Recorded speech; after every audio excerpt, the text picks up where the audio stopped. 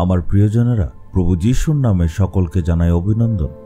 এই জায়গাটা হচ্ছে আমেরিকা দেশের নায়াগারা, আর এটাকে বলা হয় নায়াগারা ওল্ড ফোর্ট। 1600 শতাব্দীতে ফরাসিদের অধীনে ছিল। ফ্রান্স দেশের লোকেরা এই জায়গার উপর রাজত্ব করত, আর সেই সময় ইংরেজরা এখানে আসলো আর ফরাসিদের সাথে যুদ্ধ করে এই জায়গাটা নিয়ে নিল। এরপরে 1800 শতাব্দীতে আমেরিকার থেকে লোকেরা এখানে এলো। তারা ইংরেজদের সাথে সেখানে যুদ্ধ করে বিজয়ী হলো। এই জন্য এখানে আমেরিকার সৈনিকদের থাকার জন্য ওই বিল্ডিংটা দেখছেন, এই বিল্ডিংগুলি তৈরি করা হয়েছিল যাতে আমেরিকার সৈনিকরা থাকতে পারে, তাদের অস্ত্রগুলিও দেখতে পাবেন। আমরা যদি আমাদের জীবনটাকে দেখি, আমাদের জীবনও যুদ্ধের মতো। ঈশ্বর এইভাবেই করেছেন। ঈশ্বর বলেন প্রত্যেকটা দিন আমাদের জীবনে আত্মিক সংঘর্ষ, আর সেই যুদ্ধে আমাদের জিততেই হবে। কিন্তু সেই আত্মিক যুদ্ধে আমাদের কিভাবে লড়াই করতে হবে আমরা দেখব। ফিলিপিও 4 অধ্যায়ের 4 পদে ঈশ্বর কি বলে, তোমরা প্রভুতে সবসময় আনন্দ করো। আমি আবার বলবো, আনন্দ করো। আপনি সব সময় প্রভুতে আনন্দ করুন।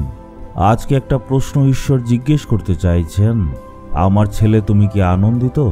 আমার মেয়ে তুমি কি আনন্দিত? এর কারণ রয়েছে, প্রভু আমাদেরকে আনন্দের সহিত রাখতে চান। এই জন্যে প্রতিদিন উনার বাক্য দ্বারা উনি কথা বলেন, আর প্রচার করার জন্য ঈশ্বর আমাকে ব্যবহার করছেন। আপনারা যাতে নিজেদের মনে আনন্দ পেতে পারেন, তাই আমি সবসময় যেখানেই যাই না কেন একটা সময় বের করে আপনাদের জন্য আমি এমন ভিডিও বানাই।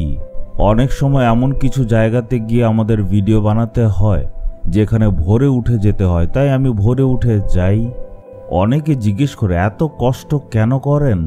আমি প্রোগ্রাম বানাই আর এগুলি আপনারা শুনেন, আর এই ভিডিওগুলি দেখে আপনারা আনন্দিত হন, সুন্দর সুন্দর দৃশ্য দেখেন। এছাড়া ঈশ্বরের বাক্য আপনারা শুনেন। যিশু আপনাকে প্রেম করেন, যিশু আপনার সঙ্গে আছেন, উনি কষ্ট সহ্য করেছেন।